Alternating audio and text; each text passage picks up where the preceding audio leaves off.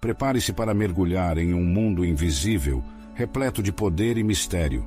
Você sabia que os anjos estão ao nosso redor, prontos para nos ministrar? Os anjos são poderosos espíritos ministradores. No entanto, certas coisas podem atrapalhar seu ministério em nossas vidas. Bem-vindo ao nosso canal.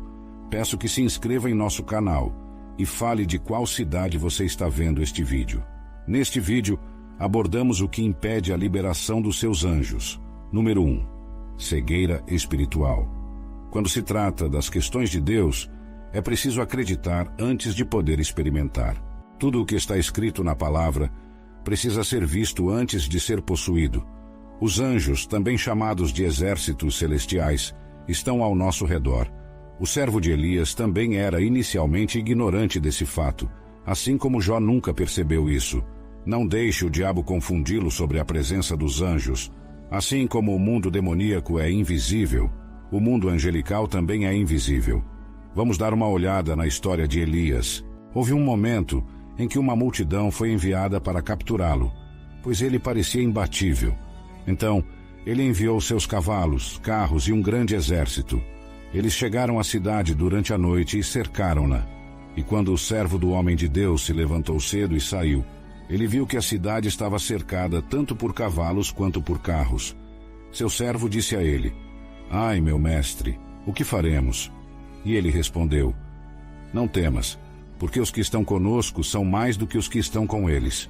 E Elias orou e disse: "Senhor, rogo-te que lhe abras os olhos para que veja." E o Senhor abriu os olhos do jovem homem. E ele viu que a montanha estava cheia de cavalos e carros de fogo ao redor de Elias. Segundo Reis 6, versículo 14 e 17. O que você não pode ver, não pode utilizar. O que você não pode ver, não pode usar. Você pode ver a montanha em que está cheio de cavalos e carros de fogo? O ministério angelical foi um dos ministérios mais poderosos do Novo Testamento, que tornou os santos invencíveis. Os anjos não eram apenas ideologias para eles, mas personalidades reais e uma experiência inesperada. Quando Pedro bateu à porta de Maria, depois de ser libertado da prisão, aqueles que estavam na casa presumiram que devia ser o anjo dele à porta e não Pedro em pessoa. Além disso, pode-se ver que não há registros bíblicos que mostrem que Pedro tenha expressado choque ou admiração com a aparição de um anjo na prisão. Os anjos eram seres muito reais para eles. Para ter uma intervenção angelical como eles tiveram, você terá que começar a operar no reino invencível. Elias orou para que os olhos de seu servo fossem abertos, e eles foram abertos. Faça a mesma oração, para que você possa ver o verdadeiro poder de Deus em sua vida. Número 2. Medo. Um segundo impedimento para o ministério angelical é o medo. E esse medo é resultado direto da cegueira espiritual. O servo de Elias exclamou: "Ai!" Mas seu mestre, reconhecendo a causa do medo, curou sua cegueira. O medo atormenta e expõe o homem às operações malignas de Satanás. Segundo Timóteo 1, versículo 7. Pois Deus não nos deu espírito de medo, mas de poder, de amor e de moderação. Deus também nos disse: "Não chamem de conspiração tudo o que esse povo chama de conspiração. Não temam aquilo que eles temem, nem se apavorem. Consagre o Senhor dos Exércitos, Ele mesmo, e seja Ele o objeto do seu temor e do seu pavor." Isaías 8, versículo 12 e 13. Ao temer aquilo que os homens temem, pensar como eles pensam e falar como eles falam, andar como eles andam, o inimigo usa isso em seu benefício e rouba as extraordinárias intervenções angelicais dos outros. Existem cerca de 365 instâncias na Bíblia em que Deus diz: "Não temas" ou "não tenha medo", enquanto a palavra anjos também aparece cerca de 300 vezes. Se você pode se apegar à palavra de Deus e obedecer ao seu comando de não temer, você verá seus anjos em ação. Faça de Deus o seu refúgio contra cada dardo opositor do diabo. Faça de Deus apenas o seu temor e o seu pavor, e Ele construirá uma defesa ao seu redor, assim como está escrito no Salmo 34, versículo 7. O anjo do Senhor acampa ao redor dos que o temem e os livra. Até que vençamos o medo, não temos acesso ao ministério angelical, mas Deus, em sua misericórdia, providenciou a destruição do jugo e do cativeiro do medo. Como lidar com o medo? Conhecimento. Daniel nos diz que o povo que conhece ao seu Deus será forte e fará proezas. Daniel 11, versículo 30 e 2. O conhecimento de Deus estabelece força em seu interior.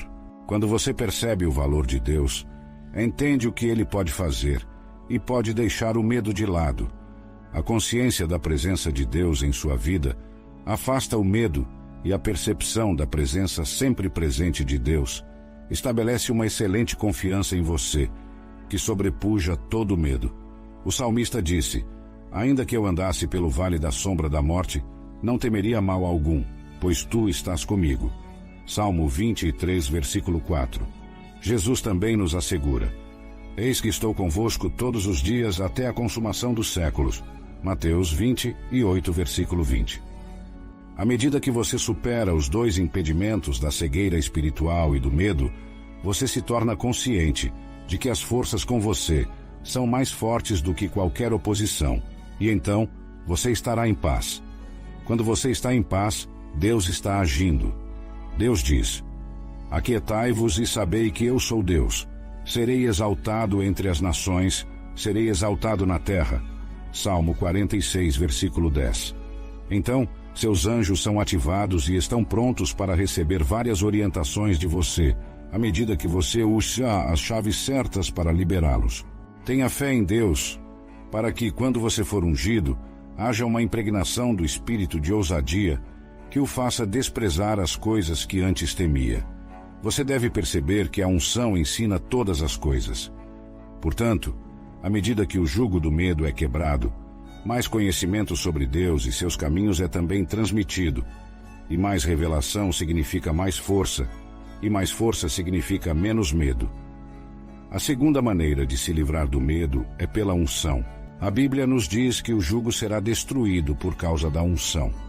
Você pode ungir a si mesmo contra o espírito do medo, especialmente quando estiver em batalha. Depois que o Espírito Santo veio sobre os apóstolos, eles falaram a palavra de Deus com tamanha ousadia que todos ao redor notaram. Por fim, observe que você nasceu de novo.